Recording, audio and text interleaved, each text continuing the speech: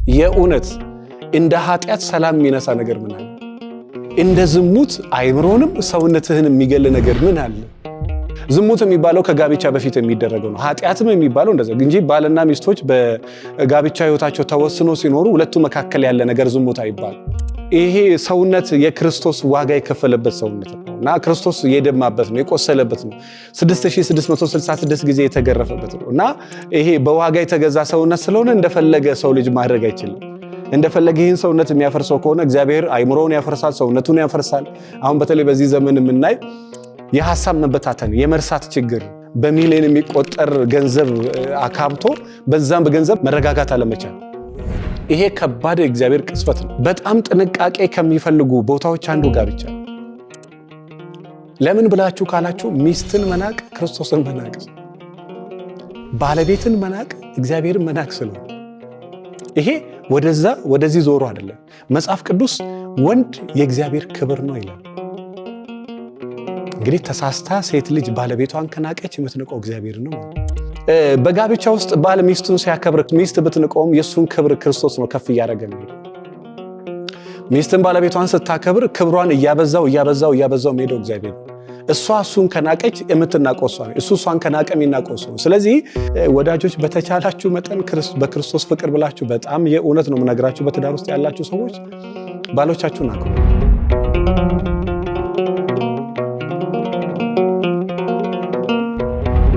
በስመ አብ ወወልድ ወመንፈስ ቅዱስ አሐዱ አምላክ አሜን። ሰላም ጤና ይስጥልን። ዘደብረ ሰላም አዳማ ሚዲያ ቤተሰቦች እንዴት አላችሁ? መምህር ጸጋዬ አሰፋ እባላለሁ። ዛሬ አንድ ጥሩ ሐሳብ ይዤላችሁ መጥቻለሁ። እስከ መጨረሻው ድረስ እንድትከታተሉ መልእክቴ ነው። ለዚህ ዩቲዩብ ቻናል አዲስ የሆናችሁ ደግሞ ሰብስክራይብ እንድታደርጉ፣ ሐሳብ አስተያየት ካላችሁ ኮመንት ካላችሁ እንድታስቀምጡ መልእክቴ ነው። እንግዲህ ምናልባት በሌላ ፕሮግራሞች በጣም እንተዋወቃለን ብዬ አስባለሁ። ዛሬ ግን ቅዱስ ጳውሎስ በዚህ በአንደኛ ቆሮንቶስ ምዕራፍ 7 ከቁጥር 1 ጀምሮ የተናገረውን አንድ ኃይለ ቃል አንስተን ክርስቲያናዊ ጋብቻ ምንድነው፣ በተለይ ወጣት ለሆናችሁ ቅድመ ጋብቻ፣ ያገባችሁ ደግሞ በጋብቻ ውስጥ በሕይወት ዘመናችሁ መሰረታዊ የሚባል ልታውቁት የሚገባ እንደ ቤተክርስቲያን አስተምሮ በጣም መሰረታዊ የሆነ ትምህርት ነው ብዬ አስባለሁና እስከ መጨረሻው ድረስ እንድትከታተሉ መልእክቴ ነው። እንግዲህ ቅዱስ ጳውሎስ በዚህ በአንደኛ ቆሮንቶስ ምዕራፍ 7 ከቁጥር 1 ጀምሮ ቢቻላችሁ እንደኔ ኑሩ ይላል። ቢቻላችሁ እንደኔ ኑሩ፣ በድንግልና በንጽህና በቅድስና ማለት ነው። እና በነገራችን ላይ ይሄ ነገር ብዙ ሰዎች ለብቻ መኖር ልክ ሲባል ኃጢአት እየሰሩ ከዛ ንስሐ እየገቡ፣ ዝሙት እየሰሩ ከዛ ንስሐ እየገቡ አይደለም። በቃ በንጽህና ብዙ ጊዜ እግዚአብሔር መሐሪ ነው፣ እግዚአብሔር ይቅር ባይ ነው እየተባለ በተደጋጋሚ ሰው ኃጢአትን ይሰራል።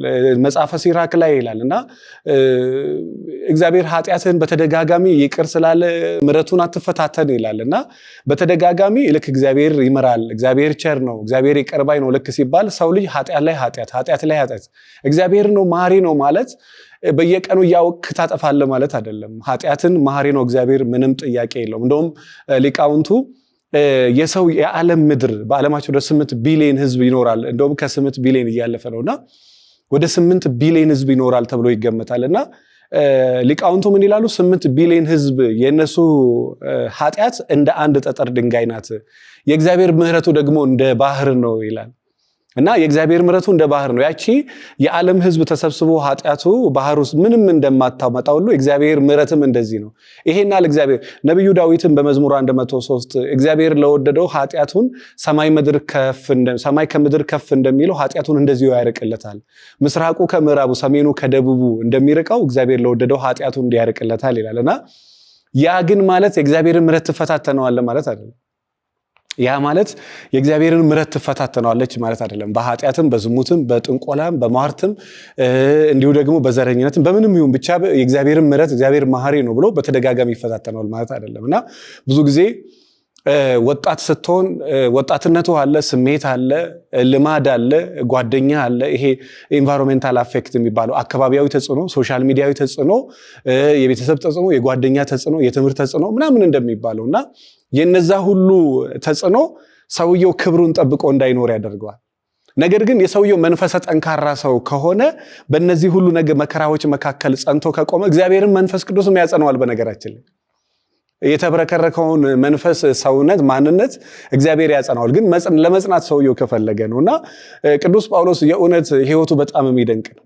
የነቢያት ህይወታቸው በጣም የሚገርም ነው። እኔ በጣም እገረምበታለሁና በተቻላችሁ መጠን በተለይ ሪኮመንድ ማድረጋችሁ ይሄ መጽሐፈ መነኮሳትን ብታነቡ የቅዱሳን ህይወታቸውን ስታዩ በጣም ትደመመ። የሐዋርያትን ስራቸውን ስታነቡ እንዲሁ ደግሞ የነቢያትን እንዳለ ሙሉ ታሪካቸውን ስታነቡ እንዴ ታዲያ ከዚህ በፊት የነበረ ሰው የሄደበት መንገድ ካለ አንድ ጻድቅ ከዚህ በፊት ከሄደ እሱ አርያችን ነው፣ ምሳሌያችን ነው።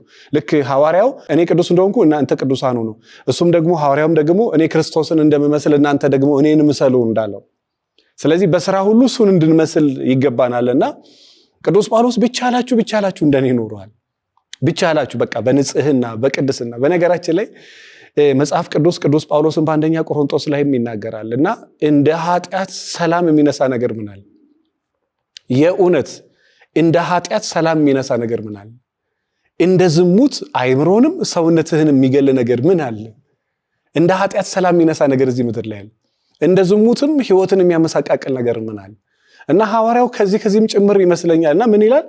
ቢቻላችሁ እንደኔ ኖሩ በንጽህና በቅድስና በድንግልና ቢቻላችሁ። ካልሆነ ደግሞ ለዝሙት ጠንቅ ሲባል አንድ ሴት አንድ ወንድ ይኖራት። እንግዲህ ሴት ልጅ ከድንግልና ባለቤቷ ጋር ነው እስከ ዕለተ ሞቷ እንድትኖር መጽሐፍ የሚያዛት። ወንድ ልጅም እንደዛው፣ ወንድ ልጅም ክብሩን ጠብቆ እንደዛው፣ ሴት ልጅም ክብሯን ጠብቃ እንደዛው።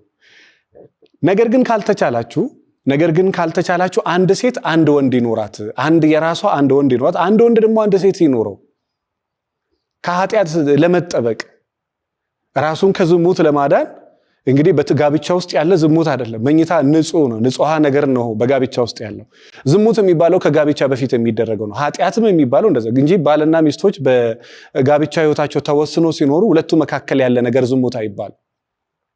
እና ቅዱስ ጳውሎስ በጣም ትልቅ ምሳሌ የሚሆነንን ነገር ነው የሚያስቀር እና ቢቻላችሁ እንደኔ ኑሩ፣ ካልቻላችሁ ግን ለዝሙት ጠንቅ ሲባል ከሴት ጋር አለመገናኘት ለሰው ሁሉ መልካም ነው ያለው። በነገራችን ላይ ከጋብቻ በኋላ አይደለም፣ ከጋብቻ በፊት ይው ቀጥታ መጽሐፉ ምን ይላል መሰላችሁ? ስለጻፋችሁልኝ ነገር ከሴት ጋር አለመገናኘት ለሰው መልካም ነው። ከሴት ጋር አለመገናኘት መልካም። ሌላ ጥያቄ ተጠይቆ ነው ቅዱስ ጳውሎስ እንዳይሰፋብን ኢና አጠር አድርጌ ልንገራችሁ። ነገር ግን ይላል ስለ ዝሙት ጠንቅ ለእያንዳንዱ የራሱ ሚስት ትኑረው። ለዝሙት ጠንቅ ሲባል አንድ ወንድ አንድ ሚስት ትኑረው፣ በዛ እንዳይፈተን። ምክንያቱም ይሄ ሰውነት የክርስቶስ ዋጋ የከፈለበት ሰውነት ነው እና ክርስቶስ የደማበት ነው፣ የቆሰለበት ነው፣ 6666 ጊዜ የተገረፈበት ነው እና ይሄ በዋጋ የተገዛ ሰውነት ስለሆነ እንደፈለገ ሰው ልጅ ማድረግ አይችልም። እንደፈለገ ይህን ሰውነት የሚያፈርሰው ከሆነ እግዚአብሔር አይምሮውን ያፈርሳል፣ ሰውነቱን ያፈርሳል። አሁን በተለይ በዚህ ዘመን የምናይ የሐሳብ መበታተን፣ የመርሳት ችግር እግዚአብሔር ይህን ሰውነት እያፈረሰው ሲመጣ ሰው የመርሳት ችግር ይገጥመዋል። የመታወክ ያለመረጋጋት፣ በሚሊዮን የሚቆጠር ገንዘብ አካብቶ በዛም በገንዘብ መረጋጋት አለመቻል፣ ይሄ ከባድ እግዚአብሔር ቅስፈት ነው። በጣም መከራ ነው። በነገራችን ላይ እያላችሁ እንደሌላችሁ ሰው መኖር እንደማለት ነውና ብዙ ሰው ቤታቸው ውስጥ እንደ ባይተዋር የሚኖሩትም እንደ ብቸኛ የሚኖሩትም ከዛ የተነሳ ነው። ስለዚህ ለዝሙት ጠንቅ ሲባል ከሴት ጋር አለመገናኘት መልካም። ለዝሙት ጠንቅ ሲባል ግን ከዛ ፈተና ግን ለመዳን አንድ ወንድ አንድ ሚስት ትኑረው፣ አንድ ሚስትም አንድ ባል ይኖራት። ከዚህ ነገር ለመጠበቅ ለምን? ዝሙት ከባድ ኃጢአት ስለሆነ በጣም እግዚአብሔር ከሚጠላው እንግዲህ ኃጢአት ትልቅና ትንሽ የለም፣ ሁሉም ኃጢአት ነው። ነገር ግን ዝሙትን የሚሰራ ሰው በገዛ ስጋው ላይ ይሰራል። ስጋውን በእሳት እንደሚያቃጥል ሰው ነው ይላል መጽሐፍ። ዝሙት የሚሰራ ሰው ይሄንን ስጋውን በእሳት እንደሚያቃጥል ሰው ነው። ይሄን ያህል ከባድ ነው። እንደውም መጽሐፍ ምን ይላል መሰላችሁ? ሐዋርያው ከዝሙት ሽሹ ይላል እና ከዝሙት ሽሹ። ዓለም ደግሞ ዛሬ ላይ እየጠፋች ያለችው በምንድነው ካላችሁ በዝሙት ነው። የብዙ ሰው አይምሮ ስሜት በባህሪው ሌላ ጊዜ በሰፊው ልነግራችሁ እችላለሁ። በባህሪው ስሜት አይምሮን የመቆጣጠር አቅም አለ። ስሜት በባህሪው አይምሮን የመቆጣጠር ሁሉ ነገርን የመቆጣጠር አቅም አለ። ከዚህ የተነሳ ሰው አንድ ጊዜ በዚህ ነገር ከተጠመደ፣ በዚህ ሱስ ከተያዘ ድጋሚ ወደ ኋላ ተመልሶ እንደ ትላንትና ለመኖር በጣም መጠንከር ሊጠበቅበት ነው። ጾም ሊጠበቅበት ነው፣ ንስሐ ሊጠበቅበት ነው፣ ስግደት ሊጠበቅበት፣ ምጽዋት ማቅረብ ሊጠበቅበት ነው። ከእግዚአብሔር ጋር ዕለት ዕለት መትጋት መጸለይ ሊጠበቅበት ነው። አለበለዚያ ከእንደዚህ አይነት ሱስ መውጣት አይችልም። ስለዚህ ምናልባት ያላገባችሁ ወጣቶች ካላችሁ ቢቻላችሁ ሐዋርያው እንደተናገረው ቢቻላችሁ እንደኔ ነው፣ ካልቻላችሁ ግን አንድ ወንድ አንድ ሚስት ይኖር። እንግዲህ እስኪ ይሄኛው እንዳይሰፋ ሌላ ጊዜ በሰፊው ያየን እንሄዳለን። ወደ ጋብቻ ከገባ ደግሞ እስኪ ትንሽ መሰረታዊ የሚባል አንዳንድ ነገሮች እናንሳና እንግዲህ ሁላችንም በጋብቻ ነው የተወለድነው። የቀደመው አዳም ከአፈር ነው የተሰራው። ዛሬ እናንተ ደግሞ እግዚአብሔር የሰራን በጋብቻ በኩል አንዱ አዳም ሰው እንደውም ብዙ ጠቢባን ምን ይላሉ? ሰው ብዙ ሲሆን አንድ ነው፣ አንድ ሲሆን ደግሞ ብዙ ነው ይላሉ። አንዱ አዳም ብዙ ነው፣ ብዙዎቹ ደግሞ ተመልሶ አንድ አዳም ናቸው፣ አንዱ አዳም ናቸውና ሰው ብዙ ሲሆን አንድ ነው፣ አንድ ሲሆን ደግሞ ብዙ ነው። በጋብቻ ውስጥ እንግዲህ ሁላችንም የተገኘው በጋብቻ በኩል ጋብቻ አንድ የከበረ የሀገር መሪ የሚገኙበት፣ ጳጳሳት የሚገኙበት፣ መነኮሳት የሚገኙበት፣ ለሀገር የሚለምኑ መሪዎች፣ ትልቅ ሰዎች የሚገኙበት ጋብቻ ነው። ከዚህ ጋብቻ የተከበረ ትውልድ እንዲወጣ አንድ ሴት ምን ማድረግ አለባት? አንድ ወንድ ምን ማድረግ አለበት? ከዚህ ከተከበረው ጋብቻ የተከበረ ንጹህ ቅዱስ የሆነ እግዚአብሔርን ሐሳብ በህይወት ዘመኑ እያደረገ እንደሚኖር እንደታደሉት እንደ ቅዱሳኑ እንደ ነቢያቱ እንደ ሐዋርያቱ ከዚህ በፊት እንደነበሩ አባቶቻችን በቃ በንጹህ መንገድ በንጽህና በቅድስና እዚች ሀገር ላይ ሃይማኖቱ ላይ እያንዳንዱ ነገር ላይ የሱ ጥሩ ማንነት ትውልድ ላይ የሆነ ነገር ተጽዕኖ ፈጥሮ የሚያርፉ ከምን አይነት ጋብቻ የወጣ ምን አይነት ሰው ነው? እንግዲህ ምናልባት በኋላ ትምህርት ላይ ስለማነሳው ድጋሚ እዚህ ማንሳት ብዙ አስፈላጊ ላይ እንጂ የሚገርማችሁ ነገር በጣም ጥንቃቄ ከሚፈልጉ ቦታዎች አንዱ ጋብቻ። ለምን ብላችሁ ካላችሁ ሚስትን መናቅ ክርስቶስን መናቅ፣ ባለቤትን መናቅ እግዚአብሔርን መናቅ ስለሆነ ይሄ ወደዚህ ዞሮ አይደለም። መጽሐፍ ቅዱስ ወንድ የእግዚአብሔር ክብር ነው ይላል። እንግዲህ ተሳስታ ሴት ልጅ ባለቤቷን ከናቀች የምትንቀው እግዚአብሔር ነው ማለት። ይሄን ኮርስ ሌላ ቦታ ስሰጥ ብዙ ሰው እንደዚህ ይለኛልና እኔ ባለቤቴን አላከብረውም። የሚከበር አይነት ሰው አይደለም። የሚከበረውንማ ማንም ያከብራል። መጽሐፍ ቅዱስ የሚወዷችሁን ብቻ ብትወዱ ምን ዋጋ አለው? ወዳጅህን ብትወድ ምን ዋጋ አለው? ጠላትህን ከወደድክ ነው አንተ መጽሐፍ ቅዱስ ህግ የእግዚአብሔርን ህግ ተቀበልክ፣ ሰማክ፣ እንደ ሐሳብ እግዚአብሔር ኖርክ የሚባለው። በጊዜውም ያለ ጊዜውም የእግዚአብሔርን ሐሳብ ተቀበልክ ሰማ የሚባለው ትውልድም ይባረከው ያን ልክ ይሄ ኦሪት ዘዳግም ምዕራፍ 28 ከቁጥር 1 ጀምሮ እንደሚለው የኔ አምላክን የእግዚአብሔርን ቃል ብትሰማ ያዘዝኩህን ሁሉ ብታደርግ ህጌን ትእዛዜን ብትጠብቅ እኔ አምላክህ እግዚአብሔር ከምድር አሕዛብ ሁሉ በላይ ከፍ ከፍ አደርጋለሁ ይላል። ብትዘራ ዘርህን እባርካለሁ፣ ብትነግድ ንግድህን እባርካለሁ፣ በከተማ ውስጥ አንተን ምስጉን አደርጋለሁ፣ ራስ እንጂ ጅራት አላደርግም፣ ሰጪ እንጂ ተቀባይ አላደርግም፣ ሚስትህን እባርካለሁ ይላል፣ እልፍኝህን እባርካለሁ፣ ቤትህን እባርካለሁ፣ ልጆችህን እባርካለሁ ይላል። አንተም በከተማ ምስጉና መጽሐፍ በነገራችን ላይ መጽሐፍ ኦሪት ዘዳግም ምዕራፍ 28 ከቁጥር 1 ጀምሮ ቃሉ የሚለውን ነው የምነግራችሁ። እና አንተም በከተማ ምስጉን አደርግሃለሁ፣ ሰጪ እንጂ ተቀባይ አላደርግህም፣ አበዳሪ እንጂ ተበዳሪ አላደርግህም፣ ጠላቶች በመጡ ጊዜ በሰባት መንገድ ተበታትነው እንዲጠፉልህ አደርጋለሁ፣ እርሻዎችን፣ የላሞችን መንጋ፣ የፈረሶችን መንጋ፣ የጠቦቶችን መንጋ እሞላለሃለሁ። ምን ስላልክ ብቻ? አንድ ነገር ስላደረገ ብቻ፣ የኔ አምላክህን የእግዚአብሔርን ህግ ስለጠበቅክ ብቻ፣ እኔ እንደኔ እንደ አምላክህ እግዚአብሔር ህግ ስለተመራ እንደ ሐሳብ እግዚአብሔር ስለኖርክ ብቻ እኔ አምላክህ እግዚአብሔር ከምድር አሕዛብ ሁሉ በላይ ከፍ ከፍ አደርጋለሁ። ብትዘራ ዘርህን፣ ብትነግድ ንግድህን እባርካለሁ፣ ሚስትህን እባርካለሁ፣ ልጆችን እባርካለሁ። በጣም የሚያስፈራኝ ደግሞ መጨረሻ ላይ ምን ይላል? እንደ ህጌ ባትኖር ግን አንተ ለቀጠርካት ባሪያ መልሼ ባሪያ አደርጋለሁ ይላል። እንግዲህ ኢማጂን አስቡት፣ ንጉሥ አደርጋለሁ ህጌን ብትጠብቅ፣ ባሪያ አደርጋለሁ ህጌን ደግሞ ብትንቅ።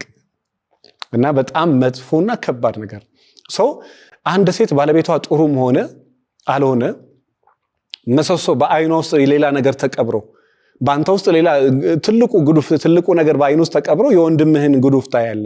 ሁሉም ችግር አለበት፣ እኔም ድክመት አለብኝ፣ የለበስኩት ስጋ ስለሆነ ማንም ሰው ድክመት አለ። ትልቁም ትንሹም አሁን በዚህ ዘመን እንትና እንዲያገው አባይ ገሌ መምህር ገሌ ምናምን የምንለው ለዚህ ነው። ሰው በታሪክ ሰው ላይ አትፍረድ ይፈረድብሃል ነው መጽሐፍ ቅዱስ የሚለው።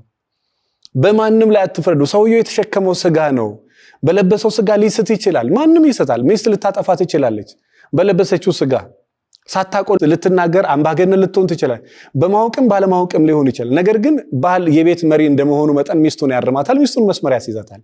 ስለዚህ ከጋብቻ በፊት በድንግልና በንጽህና መኖር ከእግዚአብሔር ዘንድ ክብርና ጸጋ ያስገኛል። በጋብቻ ውስጥ ደግሞ መለስ ሲባልና በጋብቻ ውስጥ ሲመጣ ደግሞ ሚስት ባለቤቷን ማክበር ክርስቶስን ማክበር ነው። ባል ሚስቱን መውደድ ክርስቶስን መውደድ ነው። ባል ሚስቱን መውደድ ያለበት ቤተክርስቲያንን ክርስቶስ በወደደበት መጠን እስከ ሞት ድረስ ነው። ሚስት ደግሞ በዛው መጠን ለባለቤቷ መገዛት አለበት። ክብሯ መገዛቷ ውስጥ ነው። በነገራችን ላይ አንድ ነገር ልንገራችሁ። የእርሳስ ክብሩ መጽሐፍ ላይ ነው። የወረቀት ክብሩ ደግሞ መጽሐፉ ላይ ነው። የሴት ልጅ ክብሯ መጽሐፏ ላይ ካልጻፈች ትጣላለች። እንግዲህ ይሄ መልካም ፍሬን የማያፈራ ዛፍ ሁሉ ይቆረጣል፣ ወደ እሳትም ደግሞ ይጣላል ይላል መጽሐፍ ቅዱስ። እና የምታረገውን ነገር የምታረገው ለራሷ ነው። እንደውም በጣም ወዶ ያገሬ ሰው ምን ይላል እንትን ጨው ለራስ ስትል ጣፍጥ ካልሆነ ድንጋይ ተብለህ ትጣላለህ ይላል። እና ጨውነቱ ለማን ነው? ለራሱ ነው። ካልሆነ ከጨውነት ተራ ስለወጣ አትፈልገውም። ስለዚህ በተቻለ መጠን ሚስት ባለቤቷን ብታከብር ክብሯ ክርስቶስ እሷን ከፍ ያረጋታል አያረጋትም? ያረጋታል። ባለቤቷ አስቸጋሪም ይሁን ለክፉ ክፉን አትመልሱ ነው። ክፉን በክፉ አትቃወሙ ነው። ግራህን ሲመታ ቀኝህን ስጥ ነው። አንተ ክፉ ሰው ከሆነብህ መልሰህ ክፉ የምትሆነ ከሰው የተሻለ ክፉ አንተ ከሆነክ ነው መጽሐፉ የሚለው። ስለዚህ ክፉ ከተዋለባችሁ ለክፉ ክፉ አትመልሱ ነው። ክፉም በበጎ መልሱ። ግራህን ለሚመታ አንተ ቀኝ ስጥ። ባለቤትሽ ክፉ ከዋለብሽ ካንቺ የሚጠበቀው ማክበር ነው። ባልሽን ማክበር ክርስቶስን ማክበር ስለሆነ፣ ሚስትህን ማክበር ሚስትህን መውደድ ክርስቶስን መውደድ ስለሆነ። በነገራችን ላይ እንግዲህ ትዳር እንደሚወራው ቀላል አይደለም። እኔም እንደማወራላችሁ ቀላል አይደለም። ነገር ግን በጣም ላመነበትና በደንብ በትክክል እግዚአብሔር ይሄ ሶስተኛው ገመድ ይባላል። መጀመሪያ አዳም ነበር፣ ከአዳም ጎን ሔዋን ነበር፣ ከሔዋን ቀጥሎ ሶስተኛው ገመድ እግዚአብሔር መንፈስ ቅዱስ። ወዳጅነታቸውን ከእግዚአብሔር ጋር ጥለው ከሰይጣን ጋር ማድረግ በወደዱበት ዘመን ላይ እነሱ ራቆታቸውን ነው የቀሩት። በቃ እግዚአብሔር የሰጠ ያላትን ትታ ያላላትን ስታደርግ፣ እግዚአብሔር ያዘዛቸውን ትተው ያላዘዛቸውን ማድረግ ሲጀምሩ ክብራቸውን ያጡት ማንነታ ራሳቸውን ራቆቱን ነው የቀረው ነው። ከዛ በኋላ ገላውን አይቶ ተፋፈሩ ይላል እኮ መጽሐፍ ቅዱስ። እሱን አፈረችው፣ እሱ ደግሞ እሷን አፈራት። ስለዚህ በጋብቻ ውስጥ ባል ሚስቱን ሲያከብር ሚስት ብትንቀውም የሱን ክብር ክርስቶስ ነው ከፍ እያደረገ የሚሄደው። ሚስትን ባለቤቷን ስታከብር ክብሯን እያበዛው የሚሄደው እግዚአብሔር ነው። እሱን ከናቀች የምትናቀው እሷ ነው። እሷን ከናቀ የሚናቀው እሱ ነው። ስለዚህ ሚስትን መናቅ ክርስቶስን መናቅ ነው። ባልን መናቅ ክርስቶስን መናቅ ነው። ስለዚህ ወዳጆች በተቻላችሁ መጠን በክርስቶስ ፍቅር ብላችሁ በጣም የእውነት ነው የምነግራችሁ፣ በትዳር ውስጥ ያላችሁ ሰዎች ባሎቻችሁን አክብሩ። ለምን? የምታከብሩ ክርስቶስን ነው። እንግዳን የሚቀበሉ እኮ ተሳስቶ አንዳንዶቹ ቅዱሳንን ተቀብሏል ነው መጽሐፍ የሚለው። ስለዚህ ባለቤቷን ስታከብር እያከበረች ያለችው ክርስቶስን ነው። ሚስቱን ሲያከብር እያከበረ ያለው ክርስቶስን ነው። ስለዚህ ቅዱስ ጳውሎስ ቢቻላችሁ እንደኔ ነው፣ ካልተቻላችሁ ግን ለአንድ ሴት አንድ ወንድ ይኖራት፣ አንድ ወንድ ደግሞ አንድ ሴት ይኖረው ይላል።